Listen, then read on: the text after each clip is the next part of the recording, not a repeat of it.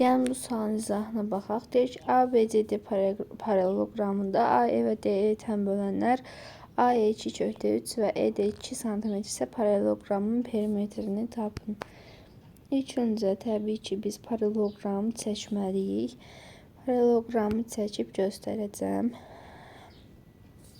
Və burada elə eləməliyik ki, aynən E-nin tənböləni tam olaraq D-nin tənböləni tam olaraq üst-üstə düşməsin.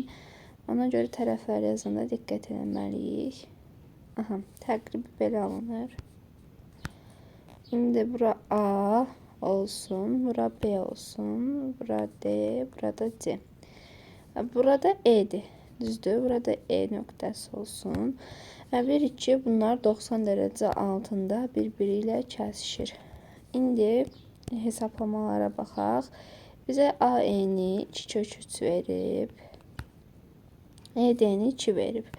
Pifagorla bura 4 çıxır. Zaten 60, 30, 90 texnikasıdır. Bura 30-dursa burada 30 olur. Burada 90-dırsa burada 60 dərəcə olur. Bu şəkildə davam edir. Bura 4-dürsə zaten burada 4 olmuş olur. Bura 90-dır. Bunun qarşısı da 4-dür. İndi baxırıq ki, bu tərəflərə bunların hamısında 2 düşür. Burada 2 düşür. Perimetri soruşurdu. 4. Üstəcəli 2 vurulsun 2. Bu da cavab verir. Deməli 12.